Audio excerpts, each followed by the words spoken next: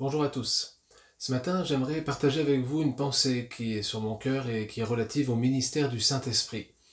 Il y a quelques jours de cela déjà, mon cœur était travaillé parce que je repensais à notre contexte, à notre organisation, aux choses qu'on pouvait faire, qu'on ne peut plus faire, aux choses qu'on aimerait faire, qu'on ne peut pas faire. Et transposé dans le contexte de la vie spirituelle, de la vie de l'Église, je me disais que je me posais la question de savoir est-ce que parce qu'on ne peut plus faire certaines choses, l'œuvre de Dieu va-t-elle s'arrêter? Évidemment, je connaissais déjà la réponse, mais ça me taraudait, ça me travaillait.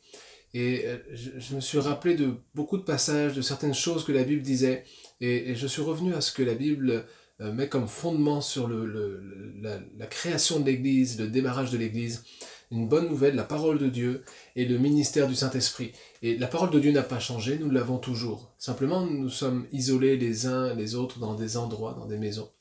Mais il y a toujours des gens qui se posent des questions, chez qui la parole de Dieu a accès, et le Saint-Esprit a toujours accès au cœur de certaines personnes qui sont en recherche. Le Saint-Esprit a accès à nos cœurs, évidemment, et parle à nos cœurs. Et je voudrais intituler ce message « Le Saint-Esprit, une portée sans limite ». Nous sommes limités dans notre portée actuellement, mais Dieu n'a pas ce genre de limite. Le personnage qui est venu vraiment, qui s'est imposé à mon esprit comme un exemple et de qui on va tirer vraiment quelques enseignements aujourd'hui, c'est Élisée, le prophète Élisée. Vous savez qu'Élisée a suivi et servi Dieu auprès d'Élie, et quand Élie est parti, Élie lui a dit, mais demande quelque chose, on le retrouve dans 2 Rois 2, verset 9, Élie dit à Élisée, demande ce que tu veux que je fasse pour toi, avant que je sois enlevé d'avec toi. Élisée répondit, je ne sais pas ce que vous auriez répondu, mais lui a répondu, qu'il y ait sur moi, je te prie, une double portion de ton esprit. Élisée était intéressé par l'onction qui reposait sur Élie. Et on va voir que tout au long de sa vie et de son ministère, très régulièrement, le ministère du Saint-Esprit va être exercé au travers du ministère prophétique d'Élisée. En fait, Élisée avait un ministère, mais le Saint-Esprit a son propre ministère, c'est-à-dire son propre service. Il travaille au travers des vases que nous sommes, des instruments que nous sommes. Son but, c'est de révéler le Fils, c'est de propager la bonne nouvelle, de faire que le témoignage apporté puisse porter du fruit. Le Saint-Esprit travaille dans l'Église. C'est pour ça que Jésus avait annoncé que l'Esprit serait répandu sur l'Église. Élisée a demandé une double portion du Saint-Esprit, de l'Esprit qui reposait sur Élie. Souvent on dit oui, donne-moi une double portion, mais ce que ça veut dire pour nous, ce qui est valable pour nous aujourd'hui, c'est donne-moi la plénitude du Saint-Esprit. Je veux le Saint-Esprit jusqu'à en déborder. Et on retrouve cette image dans Ézéchiel 47, quand il est dit qu'il y a un torrent qui sort, de l'eau qui sort du sanctuaire, qui, plus les mètres, les centaines de mètres passent, devient un torrent qu'on ne peut traverser. Pour s'en sortir dans ce torrent, il fallait y nager. Et partout tout autour de ce torrent, dans cet endroit où il y avait abondance de courants d'eau et de profondeur, il y avait des arbres qui portaient beaucoup de fruits.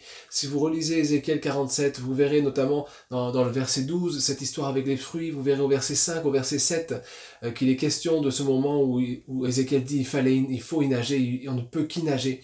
Et nous croyons, nous chrétiens pentecôtistes, que la part du Saint-Esprit est prépondérante dans la construction de l'Église, parce que la Bible le dit simplement. Nous croyons la Bible dans son ensemble, évidemment, et nous croyons qu'elle prend toute son ampleur, son envergure, quand nous vivons la vie de l'Esprit pleinement. Élisée l'avait compris. La question c'est, est-ce que moi je peux le vivre? Est-ce que moi je l'ai compris comme Élisée déjà l'avait compris? Élisée voulait une double portion de l'Esprit d'Élie. Moi je veux la plénitude du Saint-Esprit. Pour moi-même, pour chaque chrétien de l'Église, je veux la plénitude du Saint-Esprit. Certains diront, ben c'est bon, j'ai été baptisé du Saint-Esprit. On va voir ensemble que c'est pas juste une expérience, c'est vraiment chez Élisée quelque chose qu'il a vécu au jour le jour, qu'il a vécu tout au long de sa vie. Avant d'entrer dans le vif du sujet, je voudrais juste vous rappeler que l'Église a commencé à prendre son essor quand elle a été immergée, baptisée du Saint-Esprit, immergée dans le Saint-Esprit. Il existe des discussions théologiques, doctrinales sur le baptême du Saint-Esprit, où on voudrait réduire un peu le Saint-Esprit à la nouvelle naissance, si vous voulez. Mais quand on regarde bien le Nouveau Testament et le début de l'Église, L'Église, composée des 120 fidèles et d'autres qui, on le sait, ont vu Jésus-Christ ressuscité, a été visitée par le Saint-Esprit au point d'être immergée, baptisée du Saint-Esprit, immergée. Comme dans Ézéchiel, on ne pouvait que y nager, sinon on coule ou quoi, mais pour aller dans cette dimension spirituelle, il faut s'abandonner. Ça, c'est la vie de l'Esprit que Dieu a voulu pour l'Église. Je fais un petit point d'arrêt. Suis-je, aujourd'hui, porté par l'Esprit, me suis-je abandonné dans le courant du Saint-Esprit? C'est à vous de répondre à cette question. C'est à moi de répondre à cette question. Est-ce que j'ai expérimenté le Saint-Esprit puis je m'en souviens, ou est-ce que je suis encore dans le courant? Voilà comment Élisée, lui, a vécu les choses. On va voir avec 2 Rois, chapitre 5, verset 26, et précédent et suivant, si vous voulez vous remettre dans le contexte, prenez les textes avant et après. Mais dans 2 Rois 5, 26, Élisée va interpeller son serviteur. Élisée était resté dans une maison, son serviteur était allé faire quelque chose de condamnable. Et voilà ce que dit Élisée. « Mon esprit n'était pas absent lorsque cet homme a quitté son char pour venir à ta rencontre. » Voilà qu'Élisée est en train de dire, tu sais quand tu allais redemander de l'argent à Naaman, que tu allais demander des vêtements, des choses matérielles auxquelles j'avais renoncé, auxquelles des propositions que j'avais déclinées, que toi tu es allé faire le contraire de ce que j'avais fait. Mon esprit n'était pas absent. Élisée est isolé dans une maison à quelques centaines de mètres, peut-être quelques kilomètres de son serviteur, et pourtant il dit « Mon esprit n'était pas absent ». Moi, ça m'a profondément interpellé. Je suis isolé dans ma maison, vraiment, je suis reconnaissant à Dieu d'avoir une maison, un bout de jardin, tout ça. C'est pas le confinement le plus désagréable, mais je suis isolé. Et ce texte me dit que, isolé dans sa maison, Élisée était capable de savoir ce qui se passait. Mon esprit n'était pas absent. Est-ce qu'on ne peut pas imaginer que le Saint-Esprit habitant en nous, il y a des choses qui aujourd'hui sont possibles qui n'étaient pas possibles auparavant? Est-ce que vous pouvez imaginer que même isolé, même dans votre appartement, peut-être même seul et en situation délicate, vous pouvez être utile entre les mains de Dieu. Il peut vous révéler des choses secrètes, non pas pour condamner les autres, non pas pour vous mettre au-dessus des autres, mais pour prier, pour intercéder, pour appeler quelqu'un, pour venir en aide, pour passer un coup de fil, pour prier et agir par la foi. Il peut vous révéler des choses. Ça, c'est valable quand on s'est abandonné dans le torrent de l'Esprit. Ça, c'est valable quand à un moment, on a reçu cette double portion, cette plénitude de l'Esprit qui reposait sur Élie. Élisée sait ce que son serviteur est en train de faire dans son dos. Il a ce discernement, cette connaissance, cette clairvoyance. Un autre passage dans lequel Élisée était aussi interpellant par la manière dont il exerce son ministère. Élisée semblait ne pas être quelqu'un de très public. Comme quoi on peut être un prophète influent, marquant de sa génération sans être un personnage public, connu mais pas public. Il est dit dans 2 Rois 6, verset 8. Le roi de Syrie était en guerre avec Israël, et dans un conseil qu'il tint avec ses serviteurs, il dit « Mon camp sera dans tel lieu ». Mais l'homme de Dieu fit dire au roi d'Israël, donc l'homme de Dieu c'est Élisée, « Garde-toi de passer dans ce lieu, car les Syriens y descendent. » Et le roi d'Israël envoya des gens pour s'y tenir en observation, vers le lieu que lui avait mentionné et signalé l'homme de Dieu. Cela arriva non pas une fois, ni 2 fois. Le roi de Syrie en eut le cœur agité. Il appela ses serviteurs et leur dit « Ne voulez-vous pas me déclarer lequel de nous est pour le roi d'Israël » L'un de ses serviteurs répondit « Personne. » « Au roi, mon seigneur, mais Élisée, le prophète, qui est en Israël, rapporte au roi d'Israël les paroles que tu prononces dans ta chambre à coucher. » Voilà la puissance, la précision, la pertinence du ministère du Saint-Esprit qui a une portée bien plus élevée que nous pourrions en avoir. Même si Élisée était un homme public, s'il allait à gauche, à droite, il n'aurait pas pu entendre ce qui se passait dans la chambre du roi de Syrie. Le ministère du Saint-Esprit dépasse complètement ce qu'on pourrait imaginer. C'est pour ça que notre confinement n'est pas une fatalité, mais c'est pour nous une autre façon de vivre le ministère du Saint-Esprit en nous. Vous êtes isolés, vos enfants sont ailleurs. Qui sait si le Seigneur ne peut pas vous révéler des choses précises, pas des peurs, des craintes, des angoisses, des choses précises pour prier pour eux. Vos amis, vos parents, des membres de l'Église, Le Saint-Esprit peut vous réveiller, peut mettre des choses sur votre cœur et vous prier. Il n'est pas dit qu'Élisée fit des grandes déclarations pour montrer que lui, il avait le Saint-Esprit, il savait ce qu'il fallait faire, etc. Il est simplement dit qu'à chaque fois, il a fait dire au roi d'Israël ce qu'il devait savoir. Il exerçait, il vivait une vie de l'esprit pertinente, foisonnante. Où est-ce que j'en suis? Moi, je suis isolé, je suis dans ma maison. Je vous dirais que même à l'église, quand on est rassemblé, on peut se dire c'est la vie normale. La vie normale, c'est pas d'aller à l'église. La vie normale, c'est de vivre l'église. C'est d'être un homme, une femme remplie de l'esprit tous les jours, y compris quand on va le dimanche à 19B, Cité de la Rue, chacun père. Y compris quand on vient à la réunion de prière le mardi soir, mais aussi chaque jour. Et là, confiné, peut-être certains se disent vivement qu'on retourne à l'église. Non, c'est pas la question, c'est maintenant que je suis seul, comme Élisée dans sa maison, Seigneur, montre-moi ce que je ne peux pas voir de mes yeux. Montre-moi ce qui se passe dans les lieux célestes. Là, on prie. Là, on demande la révélation du Saint-Esprit. Il n'est pas dit qu'Élisée a eu une révélation par jour, mais dans les moments cruciaux de sa vie, il a eu les révélations nécessaires pour diriger le peuple d'Israël et le protéger. Je voudrais laisser un dernier point sur votre cœur. Dans ce confinement qu'on vit, dans ce temps qu'on vit, vous êtes peut-être, vous traversez, disons, vous subissez peut-être une maladie, que ce soit le Covid-19 comme on l'appelle, ou d'autres maladies, et vous êtes vraiment, c'est compliqué pour vous. Vous êtes isolé dans votre maison et en plus vous êtes malade. Et j'allais presque terminer mon message, j'allais me concentrer sur les 2 premiers points et les développer quand j'ai pensé à ce moment de la vie d'Élisée qui était aussi important que les autres. Élisée, nous est-il dit, était atteint de la maladie dont il mourut. Élisée était malade, à la mort, près de mourir, dans sa maison. Et il est dit que le roi Joas, roi d'Israël, descendit vers lui, pleura sur son visage et dit « mon père, char d'Israël et sa cavalerie ». Un homme privé plutôt que public, dont on dit qu'il était le char d'Israël et sa cavalerie, il était la force d'Israël. Ne croyez-vous pas que vous pouvez être chez vous, dans vos maisons, la force de l'Église, tous ensemble, chacun pour notre part et tous ensemble, la force de l'Église, de par la pertinence de notre vie de l'esprit. Croyez-vous que parce qu'on est isolé, on ne peut plus être efficace, que nos prières ne sont plus efficaces, qu'on ne peut plus prier pour la guérison, qu'on ne peut plus avoir une parole prophétique, qu'on ne peut plus parler en langue, prier en langue pour s'édifier soi-même, comme dit la parole. Élisée a été un homme peu public, mais il était reconnu pour être l'autorité, une autorité forte en Israël. Et là, seul dans sa maison, il est malade, en train de mourir. Je ne souhaite à personne d'être dans cette situation, mais regardons un peu ce qui s'est passé. Élisée est sur le point de mourir, il est malade. Je veux dire, c'est même pas mort de vieillesse, il est malade et il va en mourir, il le sait.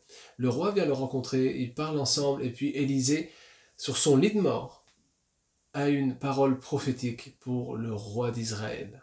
Élisée, qui est près de mourir, ne se plaint pas, ne se morfond pas, ne regrette pas, n'arrête pas de vivre sa vie spirituelle. Je ne sais pas pour vous, mais c'est vrai qu'on a entendu des témoignages, et c'est sans aucune condamnation, mais Élisée est impressionnant, parce qu'on a entendu des hommes de Dieu, dans cette période-là, qui ont été atteints par le virus actuel, et qui ont dit, mais dans ces moments-là, je n'avais même plus le goût à prier, j'arrivais même pas à lire ma Bible, c'était... Et on peut comprendre, quand on est très malade, c'est compliqué de centrer nos pensées, etc. Élisée, atteint de la maladie dont il mourut, reçoit le roi, et voilà qu'il lui donne une parole prophétique. Il lui demande de tirer avec ses flèches, et notamment dans 2 Rois 13, 17, il dit au roi, tire. Le roi tira. Élisée dit, c'est une flèche de délivrance de la part de l'Éternel, une flèche de délivrance contre les Syriens. Tu battras les Syriens à Aphek, jusqu'à leur extermination. Puis il va continuer à prophétiser, à échanger avec le roi. Ça va pas se passer super bien pour le roi d'ailleurs, qui n'était pas très ouvert à la prophétie d'Élisée. Mais Élisée, sur son lit de mort, était capable de prophétiser. Je le redis, je ne souhaite à personne d'être sur son lit de mort maintenant dans la souffrance et isolé, comme malheureusement c'est le cas pour plusieurs personnes dans notre pays et dans le monde. Mais ce que je sais, c'est que même sur son lit de mort, un chrétien rempli de l'esprit peut donner une parole prophétique à quelqu'un qui vient le voir. Je sais que quelqu'un qui est dans une situation compliquée peut encourager une autre personne qui vient le voir. Je sais qu'Élisée a été utile. Du moment où il a reçu cette double onction, jusqu'au moment de sa mort, c'est sa vie de l'esprit qui a rythmé ses journées. C'est pas ses actions, c'est pas ses actes ou ses apparitions publiques, c'est les souffles, les directions de l'esprit, les inspirations particulièrement précises du Saint-Esprit qu'il recevait et qu'il partageait au bon moment et de la bonne manière, un homme d'autorité jusqu'à la fin de sa vie. Je voudrais vraiment vous encourager. Pendant ces temps de confinement, qu'on ne soit pas isolé, qu'on ne se laisse pas comme endormir en disant on verra quand ça reprendra, mais je voudrais vous inviter à faire quelque chose dans l'heure qui vient, dans les heures qui viennent, dans les jours qui viennent, prier le Seigneur, de déposer sur votre vie une pleine onction de l'Esprit de Jésus-Christ. On sait que l'Église a été immergée, baptisée dans l'Esprit Saint, et quand elle a été baptisée du Saint-Esprit, voilà qu'il y a des milliers de personnes qui se sont converties. Ça dépasse toute organisation. L'organisation est venue après, au service d'eux. Ça dépasse toute structuration. Ça dépasse toute imagination. Le Saint-Esprit, quand on se laisse porter, nous emmène dans des endroits où la vie est foisonnante. Et le Saint-Esprit nous porte quand on est seul, enfermé dans une chambre haute, quand on est seul comme Élisée, même les serviteurs, les servantes, les frères, les sœurs, les amis, plus personne n'est là. Le Seigneur parle, révèle des choses. Le Seigneur parle même quand on est malade et au bord de la mort. Seras-tu un serviteur, une servante de Dieu, dans les bons comme dans les mauvais jours, dans les espaces publics comme dans les espaces privés? Es-tu capable d'entrer dans ta chambre, de fermer ta porte et de parler à ton Père qui voit dans le secret? Et là, alors que tu échanges avec ton Père, tu vas aussi recevoir de ton Père. Est-ce que tu es capable de parler à ton Père et d'écouter ton Père qui te parle dans le secret? Est-ce que tu vis ta vie de l'esprit aujourd'hui aussi intensément que le jour où tu t'es tourné vers le Seigneur? Est-ce que tu pratiques toujours, tu exerces toujours une vie de l'esprit fraîche et renouvelée?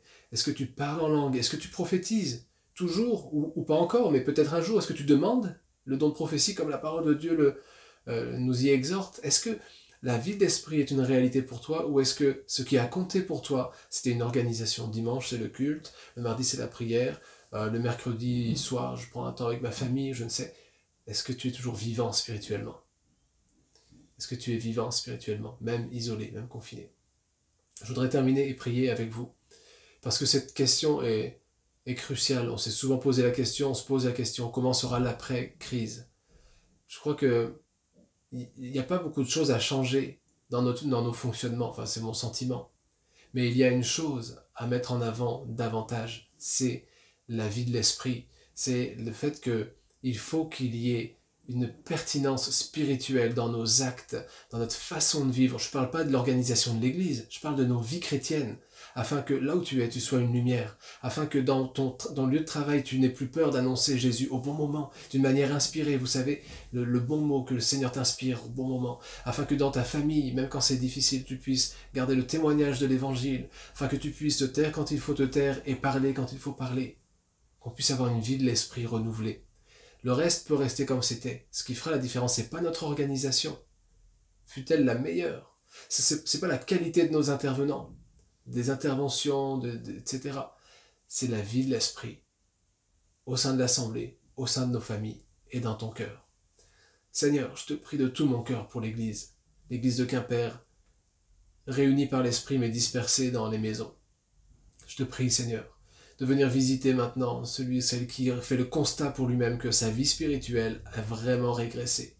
Celui qui fait le constat qu'il pourrait vivre autrement, peut-être sans avoir régressé, se dit « Mais je ne suis pas là où tu voudrais, Père, que je sois. » Père, je te prie de répandre le Saint-Esprit sur ton Église maintenant. Je te prie que ceux qui n'ont pas expérimenté le baptême, l'immersion dans le Saint-Esprit, l'expérimentent. Je te prie pour ceux qui sont bien disposés, qui ont toujours fait des choix éclairés, mais qui n'ont jamais lâché prise, puissent lâcher prise. Je te prie pour ceux qui t'ont reçu dans leur cœur, mais qui n'ont pas encore osé s'abandonner complètement, puissent le faire maintenant, dans le nom de Jésus. Je te prie pour que la vie spirituelle de l'Église de Quimper se développe au-delà de ce que nous pouvons penser, imaginer ou même espérer. Je te prie, Seigneur, pour que nos organisations personnelles, familiales, l'organisation de l'Église, soient au service de la vie de l'Esprit. Bénis, Seigneur, ton Église, bénis ces temps encore que nous passons séparés les uns des autres. Sois le consolateur, sois celui qui relève, qui affermit, qui fortifie les cœurs dans le nom de Jésus. Amen. Voilà, quelques communications pour ne pas perdre la communion fraternelle et puis saisir les occasions de se voir les uns les autres. Mardi soir, nous nous retrouvons à 18 h pour un temps de prière ensemble en visioconférence. Le lien se trouve dans la newsletter ou sur celle-là ou la précédente, c'est le même lien toutes les semaines, donc pas de souci. Et puis, nous nous retrouvons également vendredi à 20 h pour l'étude biblique. Ça continue tant que ce temps de confinement est en vigueur. On conserve cette étude biblique. C'est ouvert à tous, venez. On sera très heureux de vous voir, même si c'est par écran interposé. Que le Seigneur vous bénisse. Restez attachés au Seigneur et courageux dans votre marche chrétienne. Au plaisir de se voir bientôt, Dieu voulant, en chair et en os, ou sinon sur les écrans.